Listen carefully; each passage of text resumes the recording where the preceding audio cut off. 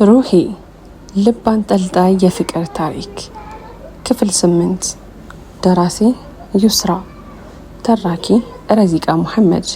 ለሚስክ ዩቲዩብ ቻናሌ አዲስ ከሆናችሁ ላይክ፣ ሼር፣ ሰብስክራይብ በማድረግ ቤተሰቦች እንድትሆኑ በአክብሮት ጋብዛለሁ። ቪዲዮን ላይክ በማድረግ ጀምሩ። እሽ ተረጋጊ ሩሂ። ይቅርታ ስሜታዊ እንድትሆኚ ስላደረኩሽ። እባክሽን አሁን ተረጋጊ። ኢሳም በድጋሚ ስለዚህ ርዕስ ማውራት አልፈልግም።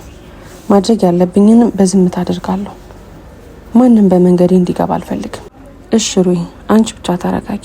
ከአድካሚ ጉዞ በኋላ ደርሰው ሩሂን ቤት አድርሷት ወደ ቤቱ መሪውን አዞረ። የሩሂን መምጣት ከበር ያየች እናቷ እንኳን ደህና መጣሽ የኔ ልዕልት፣ እንኳን ደህና ቆየሽኝ እማዬ፣ በጣም ናፍቀሽኝ ነበር። እቅፏ ሰላም አለው። የወጪውን ትርምስ የሚያስረሳ ጭንቀትን ከላይ ላይ የሚያስወግድ የሰላም የተድላ የፍቅር እቅፍ እዚያው መቅረትን የሚያስመኙ አስተማማኝ ክንዶች በሐሴት የሚያሰጥም አፍንጫዬ ላይ መቼም የማይጠፋ ከናፍቆቷ በኩል ውልብ የሚል የሚያውድ ጠረን። የሄድሽበት ተሳካልሽ? መስቀለኛ ጥያቄ። አይኖቿ ከንፈሮቿን የሚመሩ ይመስሉ የምታስበውን የሚያንሰላስሉ አይኖች ከራሷ ጋር ታግላ አንደበቷን ለውሸት ቀሰረች። አዎ፣ አጭር መልስ። አልተዋጠላትም። አተኩራ ተመለከተቻት። አትዋሺኝ እማዬ፣ ሁሉንም ነገር አውቄያለሁ። የኔ ልጅ ችግር የለውም፣ አልተናደድኩብሽም። ለብቻዬን የሚሄደው ብለሽ ከዶክተር ጋር በመሄድሽ ስለደበቅሽኝ ትንሽ ተናድጄብሽ ነበረ፣ ግን የራስሽ ምክንያት ይኖርሻል በሚል አልፌዋለሁ። ይህንን ስትላት በድብቅ ያሳለፈችውን ህይወቷን ያወቀች መስሏት ልቧ ቀጥ ብሎ ነበር። እማዬ ይቅርታ፣ እናንተን ከማስቸግር ብዬ ነው አለች። እሺ በይ፣ ገብተሽ አረፍ በይ። ከመንገድ ገብተሽ አላድክምሽ፣ በኋላ እናወራለን። ጭንቅላቷን ላይ እናታች በመነቅነቅ እሽቷን ገልጻላት ወደ ክፍሏ ሄደች። በጉዞ የዛለ ሰውነቷን ለማሳረፍ አልጋዋ ላይ ጋደም ብላ ፒሲዋ ላይ አዲስ የገቡ የልብስ ዲዛይኖችንና አዲስ የስራ ንድፎችን እየቃኘች ሳለ የእናቷን ድምጽ ከውጭ በኩል ተሰማት። የኔ ልጅ መግባት ይቻላል? ግቢ እማዬ። እላይዋ ላይ የተቀመጠውን ፒሲ እያየች ስራ ላይ ነሽ? አይ እንዲሁ ዝም ብዬ እያየው ነው። በጣም ጥሩ ሩሂ፣ በርቺ። ጥሩ የሚባል የዲዛይኒንግ ትምህርት ቤት የሚገኝበትን አድራሻ ቤቱን ጠቁማኛለች። እውነትሽን ነው እማዬ? አዎ የኔ ልጅ፣ ነገ ሄደሽ ታገኛታለሽ። ከዚያ ጊዜ ሳታጠፊ ትምህርቱን ትጀምሪያለሽ። ስራውን ያግዝሻለሁ። እማዬ አመሰግናለሁ። ምንም አይደል የኔ ልጅ፣ አንቺ ብቻ ሁሌም ሳቂልኝ፣ እኔ ምንም አድርጋለሁ። አውቃለሁ እማዬ፣ አንቺ ጀግና ነሽ። እኔ ልጅ ወይ እማዬ፣ እና ባንቺ መካከል ምንም ድብቅ ሚስጥር እንዲኖር አልፈልግም። ምንም ይሁን ምን እርምጃሽን ማወቅ ፈልጋለሁ። ልቆጣሽ፣ ልዘልፍሽ ሳይሆን አረማመድሽ የተሳሳተ ከሆነ እጅሽን ይዤ ወደ ትክክለኛው መንገድ ለመራሽ ስለምፈልግ ብቻ ነው። ምንም ነገር ቢፈጠረን ያለው ምንም ቢሆን። እሺ እማዬ፣ ምንም አልደብቅሽም። እሺ እንደዛ ከሆነ የምጠይቅሽን ሳትዋሽ መልሽልኝ። እሺ። ከእሽቷ ውስጥ ፍርሃቷ አብሮ ይነበብ ነበር። አይኖቿ ይርገበገባሉ። እጆቿና እግሮቿ፣ መላ አካሏ በበረዶ እንደተነከረ ይንቀጠቀጥ ነበር። ፍርሃቷም ስለገባት እጆቿን እየዳበሰች በስስት አይኗን በአትኩሮት እያጤነች ከዶክተሩ ፍቅር ይዞሻል እንዴ? ምን አልሽ እማዬ? የኔ ልጅ ንገሪ እማዬ። እሱ በጣም መልካም ሰው ነው። ፈልጌ አጥቼው አላውቅም። ሁሌም ማውራት በምፈልግበት ጊዜ ፈጥኖ ይደርስልኛል። እሱ ጋር ስሆን ሰላም ይሰማኛል። እንደፈለኩኝ በነፃነት ያሻኝን ባወራ እስክጨርስ ሳያቋርጥ ያዳምጠኛል። የሚያስተች ቢሆንም እንኳ ኢሳም የትኛውም አይነት እንስት ሀላሌ ቢሆን በላይ የምትመኘው አይነት ወንድ ነው። የሚወዱትን ሰው ሄደው ካልዘየሩ ተወዳጅ ላጸፋው ካልመጣ ለፍቅሩ ምኑ ላይ ነው ታዲያ በዱንያ መኖሩ? አይደል ያለው መጅኑን ሌላ። የኔ እሱ ብቻ መውደድ ምን ዋጋ አለው ማዬ? እሱ ስራውን እየሰራ ነው፣ የሙያ ግዴታውን እየተወጣ። እኔ ደግሞ የእሱ ፍቅር ታማሚ ነኝ። መቼ እንደወደድኩት አላቅም። ደግሞ ለእሱ የተሻለች ሴት ትገባዋለች። በቃ ይሄ ነው። ይህንን ተናግራ እንደ ሁልጊዜዋ አይኖቿን አንከራተተች። ለትንሽ ደቂቃዎች በዝምታ ጤናት ጉንጮቿን ቀና አድርጋ የኔ ልጅ የፍቅር ምንነትን አሁን ተረድተሻል። አልሐምዱሊላህ። ተመልከች፣ እባክሽ ከኔ አትደብቂኝ። እኔን ብቻ ይኝ። አንድ ነገር ሳትጀምሪው ሽንፈትን አታውጂ። ምናልባት አንቺ በውስጥሽ ይዘሽ ዝም እንዳልሽው እሱም ይወድሽ ይሆናል። ልጅ በደንብ ያስታውቅበታል። ብዙ ጊዜ ሰርቆ ሲያይሽ አይቼዋለሁ። ይኸውልሽ፣ ብልህ ሴት ቤቷን ትገነባለች፣ ሞኝ ሴት ደግሞ ቤቷን ታፈርሳለች። መላ እንደ ሴት ግርማ እንደ ሌሊት አይደል የሚባለው? በብልሃት የተቀለሰ ጎጆ መሰረቱ ጠንካራ ነው። አትንከርፈፊ። ሌላ ሴት ትገባዋለች። ይህንን ፈሊጥሽን ተይው። ራስሽን አጥፍተሽ ሌሎችን ለማብራት አትኳትኝ። ይልቁንስ ለሱ ትገባዋለች ብለሽ የምታስቢያትን አይነት ሴት ሆኚ። ነግሬሻለሁ። መግደርደሩን ትተሽ ንገሪው፣ ካልሆነ ይቀራል። አይ አሻፈረኝ ካልሽ በኋላ መቋቋም የማትችይው አዘቅት ውስጥ ራስሽን ትከቻለሽ። አባትሽ ሊድርሽ ያሰበ ነው። ምን አልሽ እማዬ? ጨለማ የጊዜ ካባዋን ለብርሃን አጎናጽፋ ከድቅድቅ ጨለማ ወደ ጭላንጭል ብርሃን ተሸጋግሯል። የመስጂዶች የአዛን ጥሪ ከየአቅጣጫው ይጣራሉ። ከመኝቷ ተነስታ የውዱድ እጥበቷን አከናውና ለሱብሒ ሰላት ተሰየመች። የማለዷ ፀሐይ ከመጋረጃው አልፎ ክፍሉ በብርሃን አጥለቅልቆታል። ሰግዳ ጋደም ካለችበት መስገጃ ተነስታ ተጣጥባና ለባብሳ የዘውትር ተግባሯን ፈጸመች። ማንም ከእንቅልፉ ሳይነቃ ከቤት መውጣት፣ ይህ የዘውትር ልማዷ ነው። ዛሬ ግን አልቀናትም። ወንድሟና እህቷ በር ላይ ሆኖ ሲጨቃጨቁ ነበር። ምናልባት ከወትሮ አርፍጄ ይሆናል በሚል የእጇን ሰዓት ተመለከተች። ትንሽ ሳታረፍድ አልቀረችም።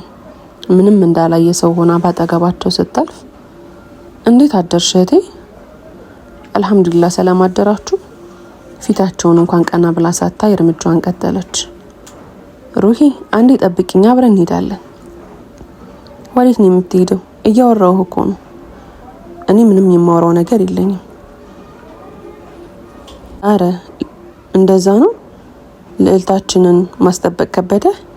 በል ሂድላት። ሂባ ሂድ ማሂር። ሩሂ ዝም ብላ ከመታዘብ ውጭ ምንም አላለችም። የወንድሟን ስሜት ለመጠበቅ ብላ እንጂ ከሱ ጋር የሚሄድ ፍላጎት የላትም።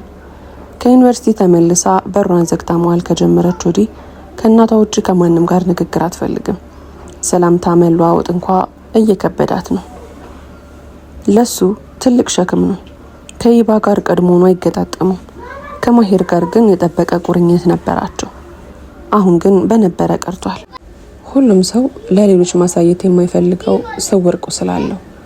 ራሱ ብቻ የሚታመምበት፣ ከራሱ ጋር ለብቻ የሚጋፈጠው የሆነ ህመም አለ። ልክ እኔ ስለ ልጄ የሚሰማኝ እስካሁን ልጄ ብቻ እያልኩኝ የምጠራት ሌላ ስያሜ እንኳን አልሰጠዋትም። የትኛው የስሜት ትርጉም ይሆን የሚሆናት? አያ ተአምር። እናቷ ጨክና ጥላት የሄደችባት ህፃን። ይሄ ተአምር ነው። እንዴት ያለ ጭካኔ ብትላበስ ነው እናት ልጇን ለሞት የምትሰጠው? ተአምር ቢሆን እንጂ። የዚህ ሁሉ ውጥንቅጡ የወጣ ህይወት ዋነኛ ተጠያቂው እሱ ነው። ይሄ ነው የኔ መንገድ። የቆሸሸው ማንነቴ ውስጥ ማንም ገብቶ እንዲቆሸሽ አልፈልግም። ፍቅርና በቀል በአንድ ልብ አብሮ አይዘልቅም። የኢሳን ፍቅር አሊያም የኢማድ በቀል። አንዳንድ ህይወት ሁለት ከባድ ምርጫዎችን ታቀርባለች። የቱንም ያህል ቢከብድ እያሳመመንም ቢሆን አንዱን መምረጥ ግድ ነው። ከመኪናዋ ወርዳ ጥቂት የእግር መንገድ ተጉዛ አንድ ትልቅ ህንፃ ውስጥ ገብታ እናቷ በነገረቻት መሰረት ጠቆር ብላ ጠር ያለች ሴትን ፈልጋ አይኖቿን አንከራተተች። ህንፃው ብዙ ክፍሎችን በውስጡ የያዘና በሰዎች የተጨናነቀ ነው። ሁሉም ትኩረቱ ስራው ላይ ነው። የተለያዩ የልብስ ዲዛይኒንግ ስራዎች ይታያሉ። ለእይታ ማራኪ የሆኑ የስፌት ስራዎች ለምልክት ተሰቅለዋል። ከዚያ ትርምስ ውስጥ ያችን ሴት ማግኘት አዳጋች ሆነባት። ሰላም። ከጀርባዋ የሆነ ድምጽ ሰምታ ዘወር ስትል በይቱል ከነገረቻት ከምትፈልጋት ሴት ጋር ተመሳሰለችባት። እሷም ከፊቷ ተረድታ የወይዘሮ ፈቲያ ልጅ ነሽ? አዎ ነኝ። እጇን ለሰላምታ ዘረጋች። እኔ ካትሪን እባላለሁ። አንቺስ? ሩሂ ቆንጆ ስም፣ አንቺን የሚመጥን ስም። ቁርጥ እናትሽን የሚያፈዝ መልክ ነው ያላችሁ። ፈገግታው ከፊቷ ሳይጠፋ እጇን ይዛ ወደ ቢሮዋ ወስዳ ፎርም አስሞልታት ክፍሎቹን እያዞረች ታሳያት ጀመር። አፍሪካዊ ነች። እድሜዋ 40ዎቹ ገደማ ይጠጋል። ግን ነገረ ስራዋ የአፍላ ኮረዳ ነው። ሌሎቹን የሚቆጣጠር ፈገግታ አላት። ከጥቁር ከለሯ የነጡ ጥርሶቿ ላፍታም አይከደኑ። አይኖቿ በራሱ አንድ አካል ናቸው። ንግግሯ ያስተጋባሉ። እንዴት ነው በዚች ውስጥ ስንት ሰዓት ልትገልጫት የቻልሽው ትሉ ይሆናል። አላውቅም። እየዞረች ስታሳየኝ እኔ ስታዘባት ነበር። ለተማሪዎቿ ያላት ክብር የሚመሰገን ነው። ትህትናዋ፣ በዚያ ላይ የስራ ሰው ነች። ሰርታ የምታሰራ መልካም ሴት። ያንን ነው ልላት የቻልኩት። ስለወደድኳት ይሁን እንጃ ከእሷ ጋር የነበረኝ ቆይታ አጠረብኝ። በድጋሚ መጥቼ እስካገኛት ቸኮልኩ። እስከ በር አብራኝ ወጣ። ነገ ትምህርት ጀምሪያለሽ? ኢንሻአላህ። ቃሉን እያወላገደችን ቢሆን ተጠቀመችበት። ነብስዬ ለዛች መልካም እንስት እስልምናን ተመኘችላት። በሀሳብ መስጠሜን ተመልክታ የማንቂያ ደውል ለእናትሽም ሰላምታዬን አድርሽልኝ አለች። እሺ ተሰናብቻት በእግሬ ወክ እያደረግኩኝ ወደ ሹፌሩ ደረስኩ። ቀጥታ ወደ መስጂድ ነበር መንገዴን ያደረግኩት። የተበታተነ ሀሳቤ ልሰበስብ ያደፈ ስብዕናዬን በእዝነቱ እንዲያነጻልኝ ሲትሩን እንዳያነሳበኝ ልማጸነው እግሮቼን ወደ ቤቱ ገፋቸው። ህይወት የዘመናት እድፍናት፣ የጊዜ ቅርሻት። ለአንዱ ገር ለሌላው የችግር ገመዷን ዘርግታ የምታወላክፍ፣ እየጠራች የምትደፈርስ፣ እየነጻች የምትቆሽሽ፣ የምታስቅ፣ የምታስተክዝ፣ የምታስለቅስ የዘመን ቀመር ናት። ከዚህ ሁሉ የመውጫ ቀዳዳ ፍለጋ ተንከራታች። አእምሯን ማሰብ ተሳነው። ምንም ሀሳብ ማመንጨት አልቻለችም። የግድ የእናቷ ትብብር ያስፈልጋታል። ግን ደግሞ ሰዓቱ መሽቷል። ድንገት የክፍሏ በር ግን ተንኳኳ። የኔ ልጅ አልተኛሽም? እማዬ። ወይዬ ሩሂ፣ ምን ሆንሽ? ስፈልግሽ ነበር። እኛለሽ ብዬ ነው እንጂ ልመጣ ነበር። ውሃ ልጠጣ ተነስቼ ነው። የክፍልሽ መብራት በርቶ ሳይ ጊዜ ላይሽ መጣሁ። ምን ሆነሽ ነው በዚህ ሰዓት? ነይ ተቀመጪ፣ ከዚያ ቀስ ብለሽ ሆንሽውን ንገሪ። አባዬ ሊድረኝ እያሰበ እንደሆነ ሰማሁ። አንቺ ቀዳዳ፣ ይባነች አይደል የነገረችሽ? እሱ አይደለችም። ደግሞ ማንም ይሁን ማን ጉዳዩ እሱ አይደለም። ሩሂ፣ እኔ ነገራቶችን ለማስተካከል እየሞከርኩ ስለሆነ ነው ያልነገርኩሽ። እንዴት አድርገሽ እማዬ? እኔ ከኢሳም ውጭ ማንንም ማግባት አልፈልግም። እረፊ ልጄ፣ አትጨማለቂ። እሱን ነው የምልሽ። አባትሽ የሚድርሽ ለትልቅ ሰው ነው። ያ ህይወት ደስተኛ እንደሚያደርግሽ አውቃለሁ። አባትሽ የራሱን ሀሳብ እንጂ የኔ እንደማይቀበል ታውቂያለሽ። ላንቺ እንዲህ መሆን ሁሌም ተጠያቂ የሚያደርገው እኔን ነው። እና ምንም አታረጊልኝም? የኔ ሩህ፣ ላንቺ ምንም አረጋለሁ። ምን ታረጊያለሽ እማዬ? ዶክተሩን አነጋግረዋለሁ። ምን ብለሽ? እማይሆንም። እንዲያገባሽ ዶክተሩ አንቺን ከጠየቀ አባትሽ ሳያንገራግር ይህንን ጋብቻ ውድቅ አድርጎ ለሱ ይድርሻል። እረፊ እማዬ፣ እንደሱ አይሆንም። ኢሳም ይፈልግኝ አይፈልግኝ ምንም የማውቀው ነገር የለም። እንዴት ነው አንቺ ሄደሽ ልጄን አግባት የምትይው? ሩሂ፣ አታስቢ፣ እኔ ያለሁ። ምንም መጥፎ ነገር አይፈጠርም። ጊዜው ወስጄ ሌላ መፍትሄ አስባለሁ። 1 ወር ያህል ጊዜ አለን። እንዳፍሽ አድርግልኝ እማዬ። በድጋሚ ያችን ሴት ለማግኘት እየሄድኩኝ እንደሆነ ሳስብ የሆነ የደስታ ስሜት ወረረኝ። ከክፍሏ እየተቻኮለች ስትወጣ ከእናቷ ጋር ተገጣጠሙ። ደህና አደርሽ እማም? እንዴት አደርሽቤ? አልሐምዱሊላህ። ቁርስ አትበይ፣ መውጣቱን ተያይዘሽዋል። እዚያው በላለሁ። ያችን ሴት እስካገኛት ቸኩያለሁ። ካትሪን ጥቁር አፍሪካዊት፣ ሰዎችን ወደ እሷ ለመሳብ ቅርብ ነች። ካየኋት ብዙ ጊዜ ሆነኝ። በይቱን ነበረች አስተዋወቀች። አዎ እማዬ፣ ደስ የምትል ሴት ነች። ጎበዝ ነች። አማርኛም አቀላጥፋ ትናገራለች። ኑሯን እዚህ ካረገች አመታት ተቆጥረዋል። ቋንቋ ያስቸግራት። አዎ ታስታውቃለች። እና ባለፈው ያልኩሽ እንዴት እየሆነልሽ ነው? እንዳልሽኝ እያደረኩ ነው። በስልክ የሚሆን በአካል አላገኘሁትም፣ ግን በጣም እየናፈቀኝ ነው። ታገሽ የኔ ልጅ፣ ትንሽ ብቻ ነው የቀረው። እንደውም ዛሬ አግኝተሽው አባትሽ ልጅሽ እንደሚፈልግ ንገሪው። እማዬ ይገባኛል ልጄ። የዛ ቀን ለእህትሽ ኒካ ስትጠሪው ያንቺ ይመስለውና ላንቺ ያለው ስሜት እናያለን። ግን ምንም ባይመስለውስ? ያ አይሆንም። ሲሚ ልጄ፣ ዶክተሩ እርግጥ ነው ይወድሻል። እስኪ እናያለን። ከስራ ስወጣ አገኘዋለሁ። የመጀመሪያ የልምምድ ቀኗን ከካትሪን ጋር አጠናቃ ቡና ሊጠጡ ወደ ቢሮዋ ይዛት ሄደች። ቢሮዋ አይነ ገቡ ነው። በተፈጥሮ አበቦች የተሽቆጠቆጠ ክፍል፣ መኖሪያ ቤት እንጂ የስራ ስፍራ አይመስልም። በአይኗ ቢሮውን ስትጎበኝ አይኗ አንድ ፎቶ ላይ አረፈ። 2 ሴት ልጆችን ከካትሪን ግራና ቀኝ ቆመዋል። እቅፏ ላይ 1 ዓመት የሚሆነው ልጅ ተቀምጧል። የካትሪንም አይኖች የተሰቀለው ፎቶ ላይ አረፉ። ከፎቶ አይኗን ሳትነቅል ፈገግ እንዳለች፣ ልጆቼ ናቸው። ከቀኝ በኩል የምታያት ትሬዛ ትባላለች። የመጀመሪያ ልጄ ናት። በ16 ዓመቴ ነው የወለድኳት። በግራ በኩል የምታገኙ ደግሞ ልጄ ትሬዛ በተወለደች 2ኛ ዓመት ነው የወለድኳት። ሜሊና ትባላለች። 3ኛው ልጄ ነው ቪክቶር፣ ብቸኛ ወንድ ልጄ ብላ ለሰዓታት ትክዛለች። ትካዚዋ ውስጥ እንኳን ፈገግቷ አይጠፋም። እንደው ምን ስትሆን ይሆን የምትኮሳተረው? ስታለቅስ ሁሉ የምትስቅ ይመስለኛል። ፈገግታዋ መለያዋ ነው። ከትካዚዋ ለመልሳት ጉሮሮዬን ጠራርጌ እና ልጆች የት ናቸው? 2 ሴት ልጆቼ ጣሊያን ናቸው፣ ከባለቤቴ ዊም ጋር። እኔ ጋር ይኖር የነበረው ቪክቶር ነበር፣ ግን በእኔ ቸልተኝነት ታማሚ ሆነብኝ። ማለት ምን ሆኖ ነው? የአእምሮ ታማሚ ነው። እኔ ስራ እያልኩኝ እሱን እርስ ስታድርጌ ነበር። ከጎኑ ባልነበርኩባቸው ጊዜያት ቪክቶር በአንድ ሴት ፍቅር አበደ። ላድኖ አልቻልኩም። ክፍሉን ቆልፎ መዋል ጀመረ። ትልቅ ዲፕሬሽን ውስጥ ገባ። ከቀን በቀን ባሰበት።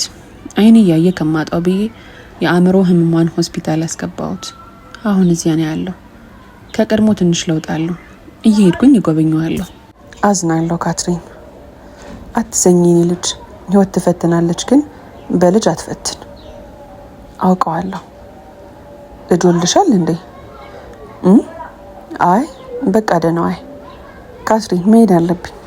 እንዴ ቆይ እንጂ ቡናሽን መች ጠጣሽ? መልስ አትሰጣት እየተጣደፈች ቢሮውን ለቃ ወጣች። ለምንድን ነው እንደዚህ እየሆንኩ ያለሁት? የራሴ ጥፋት እኮ ነው። የኔው ጭካኔ እኮ ነው ልጄን ያሳጣኝ። ታዲያው እንደርሱ አዛኝ ምን አረገኝ? ልጅ ሲባል ለምን አብሮ ልብ ይርዳል? መንታ እንባ እያረገፈች መኪናዋ ጋር ስትደርስ እንባዋን በሂጃብ አብሳ መኪናዋን አስነስታ ከሂሳም ጋር ወደ ተቀጣጠረችበት ስፍራ ፈተለከች። ከቦታው ቀድማ የደረሰችው ሩሂ ነበረች። እምብዛም ሳትቆይ ሂሳም ከሩቅ ሲመጣ ተመለከተችው። ንጹህ ሴት ሆኜ በነበር እኔው ነበርኩኝ ያለምንም ሀፍረት እንድታገባኝ የሚጠይቅ። እንደዚህ የማረባ ሁኚ አንተን መመኘቴ ዘበት ነው። ለዚህም ነው አላህ በቅዱስ ቃሉ መልካሞች ለመልካሞች የተገቡ ናቸው ሲል ገበረ ቃሉ ያሳፈረው። ታዲያ በምን ስሌት መጥፎ ከመልካም ጋር ይወዳጃል? በሀሳብ እንዳለች አጠገቧ ደርሶ አሰላሙ አለይኪ። ወአለይኩም ሰላም፣ እንዴት ነህ? ደህና ነኝ አልሐምዱሊላህ። እንዲህ መጥፋት ያዋጣል? ጠፋው አይደል? መሬት እያየች መለሰችለት። በአትኩሮት ካጤናት ወዲህ ዝምታ መንፈስን ሰርቆ ቀስ በቀስ የሚያመነምን መርዝ ነው። በዝምታ ውስጥ ጩኸትን መደበቅ ከባድ ውስጣዊ ኃይልን ይጠይቃል። የሚሰማሽን አውጥተሽ ተናገሪ። እኔ ሐኪምሽ ነኝ። ከአላህ በታች ልረዳሽ ነው አይደል? ቤተሰቦችሽ የቀጠሩ? አዎ አንተ ቤተሰቦች የቀጠሩልኝ ዶክተሬ ብቻ ነህ። እኔ ነኝ ቦታዬን የረሳሁት። እማዬ ዝም ብላ ነው የምትደክመው። እንደውም አባዬ ያመጣውን ሰው አገባለሁ አለሽ በውስጧ። ሩሂ የት ሄድሽ አላት ከሰመመኗ ሊያነቃት ፈልጎ። ቀና ብላ አይኑን አየች። ላገባ ነው። አረ ደስ ይላል። ልብ ሰባሪ ነበር። ምላሹ ማለት እንዴት የሚሉ መልሶችን ስትጠብቅ በአጭር ቃል ደስ ይላል። ይሄ ነበር ያገኘችው ምላሽ። እንባ ተናነቃት።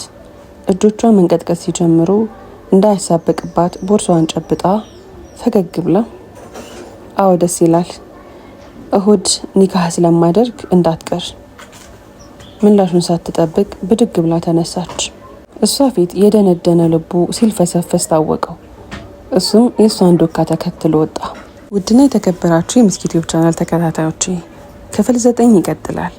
ታሪኩን ከወደዳችሁት ላይክ፣ ሼር፣ ሰብስክራይብ ማድረጋችሁን እንዳትረሱ።